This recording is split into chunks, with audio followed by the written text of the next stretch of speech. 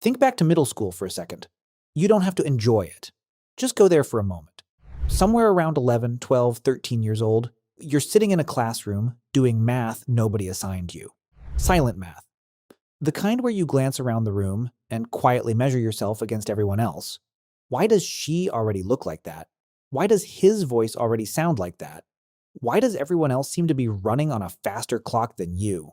Everyone remembers that feeling, the waiting, the checking. The question nobody ever said out loud, but everybody thought, when is it my turn? Hold on to that memory. We're about to ruin it. If you'd been born a few thousand years ago, in a lot of places, on a lot of timelines, that question wouldn't have applied to you. Not because you'd have bloomed a little early or a little late, because by the time you were sitting in that imaginary classroom, you probably wouldn't have been a child anymore. You'd already have been considered an adult. Some of you would already have children of your own. Sit with that. Not grew up fast in some poetic, vague way. Actually, biologically, done with childhood, years before most of us even hit our growth spurt. So your brain reaches for the obvious answer. They died younger, they had to grow up faster. Hold that thought. Because in a minute, that explanation is going to fall apart in a way you're not expecting. Fine then. Must be biology. Ancient humans built differently, engineered by evolution to run on a faster setting. Also wrong. Genetically, the people we're talking about were not a different machine than you. Same hardware, same blueprint, practically the same body you're sitting in right now. Okay, then it's simple. Life was harder, so bodies just toughened up quicker, closer, but still not it. And once you see why, you're going to realize the real explanation was never really about ancient humans at all. It's about something else, something that's still happening quietly right now to children being born this year. And once you find out what it actually is, you're never going to look at your own adolescent sketch or anyone else's the same way again. Let's start with the excuse you were probably already reaching for. They died young, so evolution rushed them into adulthood. It's the version almost everyone believes. It's in documentaries, it's in textbooks. It sounds airtight. It's also wrong. And the way scientists caught the mistake is almost more interesting than the mistake itself. For decades, researchers quoted a number. Average life expectancy in ancient populations, somewhere around 30, sometimes 35. The image that number creates is brutal. Ancient humans essentially expiring by their 30s, practically fossils by the age most of us are still arguing with our parents about curfew. Then, someone actually sat down and asked how that number gets calculated. Average life expectancy is just every age at death added together divided by however many people you're counting. Simple math. Except simple math has a blind spot, and it's a big one: infant and childhood mortality. In a lot of ancient populations, a huge share of children didn't survive their first 5 years. Disease, infection, accidents, childbirth complications for infant and mother both. And in an average, a baby who lived 8 months counts exactly as much as an adult who lived to 62. Run the numbers on 10 people. 4 die before age 5. The other 6 live into their 60s and 70s. Average that out, and it looks like everybody in that group died around 30. Nobody in that group actually died around 30. 6 of them had entire long lives. Wait, seriously? Grandparents existed in the ancient world. Great-grandparents existed. People who made it past childhood regularly lived deep into old age, sometimes rivaling lifespans we'd recognize today. The image of prehistoric humans sprinting toward an early grave is mostly a statistics problem nobody double-checked, which means the outrunning death theory collapses. They weren't hurrying because the finish line was close. So, if it wasn't a ticking clock, what was actually pulling puberty earlier? That question sent researchers somewhere they didn't expect. Not toward death, but toward something happening quietly every single day inside a part of the brain most people have never thought about once in their lives. Here's the discovery that actually cracked this case open, and it's stranger than anything a biology textbook usually admits to. Turn 12, hormones activate. That's the assumption almost everyone's carrying around, whether they'd say it out loud or not. Puberty as a kind of birthday, quietly circled on some internal calendar since the day you were born. It isn't true, not even close. Somewhere deep in your brain sits a structure called the hypothalamus. And for your entire life, without ever asking your permission, it's been doing something much closer to running a background check than checking a date. It doesn't actually care what year you were born, it cares about your evidence. Enough food, enough stored fat, a world stable enough that reproducing wouldn't be a terrible bet. Less a calendar, more a bouncer at a door you never remember signing up for, quietly deciding whether it's safe to let you through. Good evidence. Steady meals, reliable energy, a stable world. And the bouncer waves you in. Green light. This is a fine time to become an adult. Take that evidence away, and the door stays shut. Sometimes for years, not because your body lost count of your age, because it was never counting your age to begin with. Which means ancient humans hitting puberty early wasn't a different design. It wasn't a superpower. It was the exact same silent background check every human body still runs today, just handed completely different evidence. So, here's where the case gets genuinely interesting. If early puberty really is a body reacting to good conditions, then whatever ancient humans were doing right, they must have kept doing it for a long, long time. Except, that's not what the evidence shows. Not even close. Because the first place this story takes a hard left turn is the one place you'd expect conditions to finally, obviously get better. Farming. Quick assumption check. You're picturing hunter-gatherer life as rough, unpredictable. Feast one week, near starvation the next. Then, agriculture shows up, roughly 10 to 12,000 years ago, and rescues everyone. Steady crops, stored grain, reliable meals. Childhood should get easier. Puberty, if anything, should arrive even earlier. That's almost exactly backwards. Here's what the evidence actually says about hunter-gatherer diets. Often lean, often physically demanding, but frequently more varied and more nutrient-dense than what came right after. Dozens of wild plants, rotating sources of protein and fat, not glamorous, not always abundant, but nutritionally often surprisingly solid.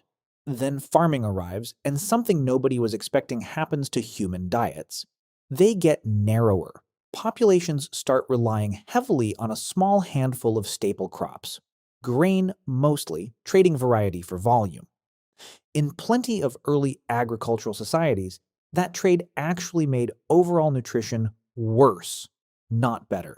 And that's before you get to the second problem, the one nobody saw coming. Farming means staying in one place. Staying in one place means living closer together in bigger groups on the same land generation after generation, which means shared water sources, shared waste, constant repeated exposure to each other's illnesses, more disease, all the time. Put those two things together, thinner nutrition, plus a body spending its energy fighting infections instead of growing, and you get exactly the opposite signal an early green light needs. So, in a lot of early farming societies, puberty didn't speed up. It slowed down. Wait, seriously? The invention that's supposed to represent human progress, comfort, civilization, actually delayed the very milestone hardship was supposed to accelerate? That's not a footnote. That's the plot twist. The thing you'd bet money made childhood shorter is, in a lot of cases, the exact thing that made it longer. Which means, somewhere out there, a hunter-gatherer child was hitting puberty earlier than a farming child born thousands of years later, surrounded by everything we'd usually call progress. Picture a 13-year-old waking up one morning in that world and simply being expected to hunt. Not eased into it gradually, the way you'd ease a teenager into a driving lesson. Expected. Already tracking animals, already able to tell which plants will feed you and which will kill you. Already functionally doing adult work because there was no separate category called teenager waiting around for them. Modern teenagers stress about a pop quiz. That kid's pop quiz was, is this mushroom dinner or a funeral? Their version of driver's ed was learning which berries wouldn't kill you, and there was no retaking the test. So if farming didn't do it, if farming actually pushed things the opposite direction, then something else, later, had to reverse thousands of years of delay in less time than it takes a language to fully change. Fast forward to the Industrial Revolution, a couple hundred years ago, and the mystery takes another sharp turn.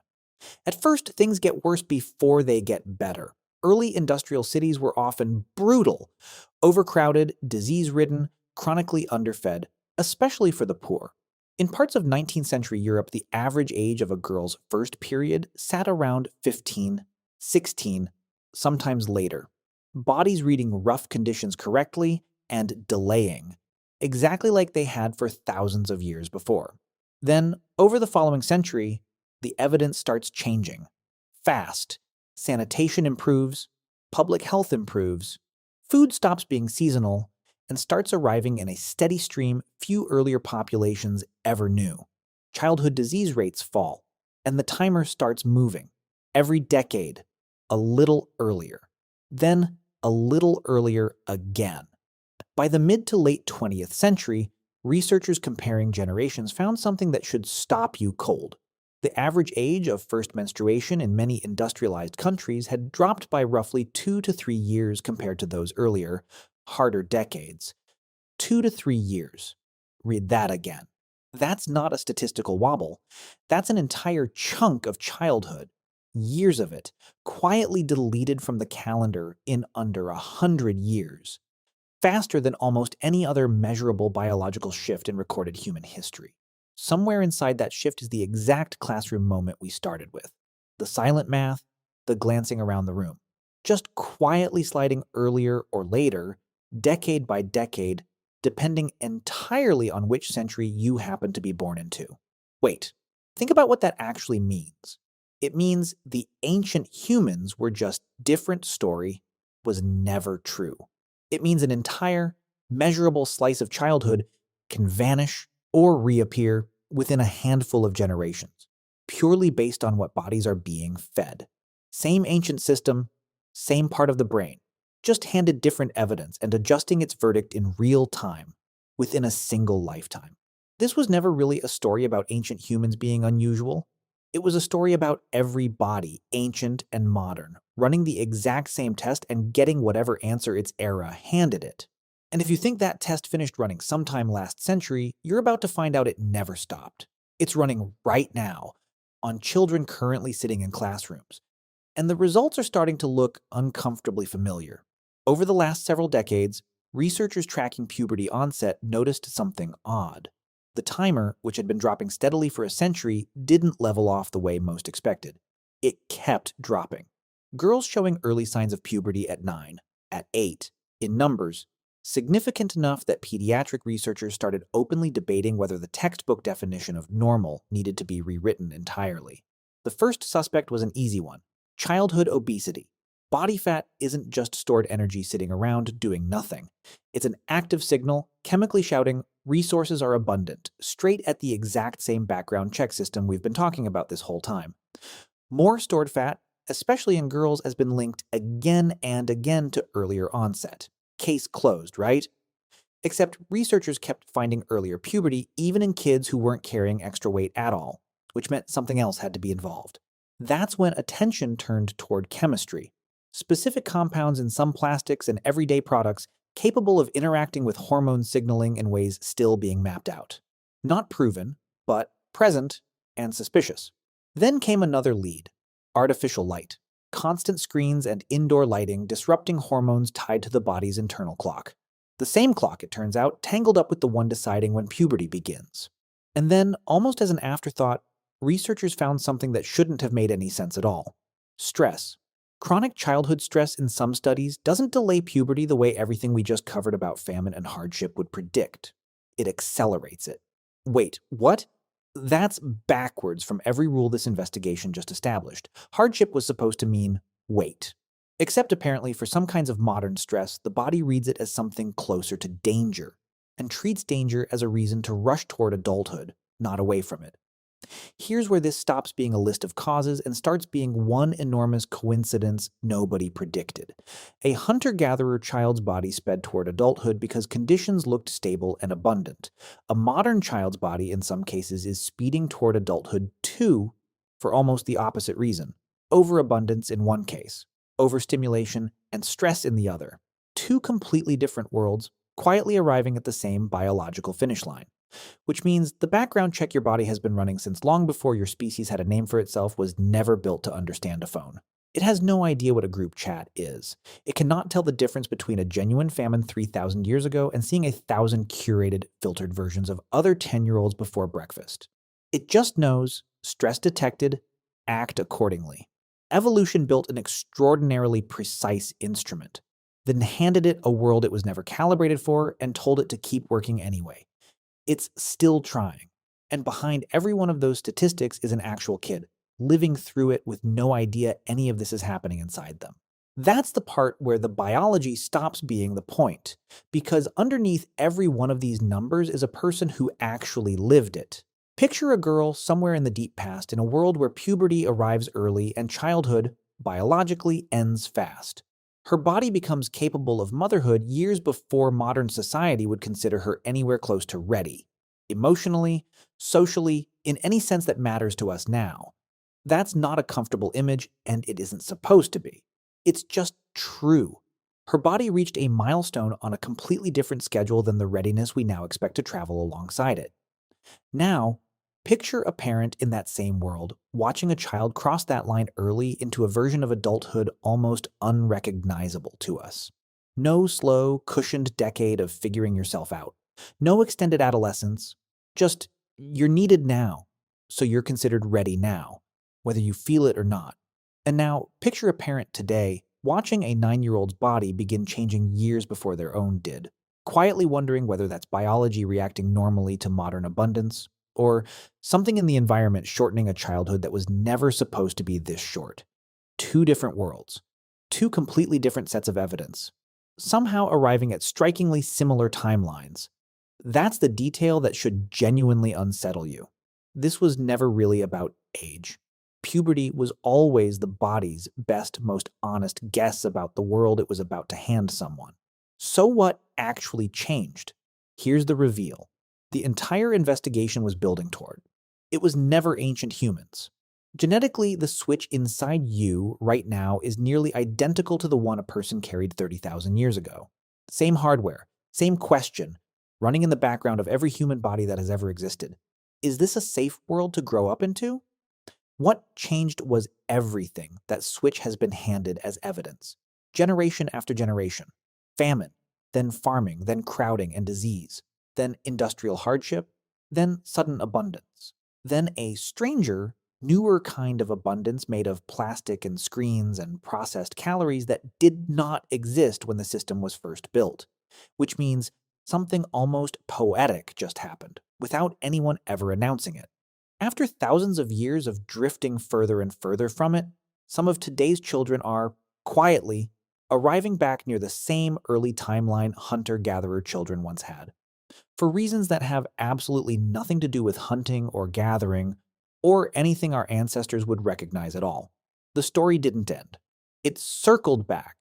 So the next time you think back to that classroom, the silent math, the waiting, the comparing, the quiet, when is it my turn? Understand this. You weren't behind, and you weren't ahead. You were a body doing exactly what every human body has always done, reading the only world it had ever known, making its best, most honest guess about when it was finally safe to become someone new. Ancient humans weren't rushing. You weren't slow. You were both just answering the same question, asked by the same ancient system, in two completely different worlds that somehow, impossibly, keep landing on the same answer. Puberty was never a question your body asked once, at some fixed age, and then quietly forgot about. It's a question it's still asking, right now, about the exact world you're living in today, and somewhere in a body near you, it's still waiting on the answer.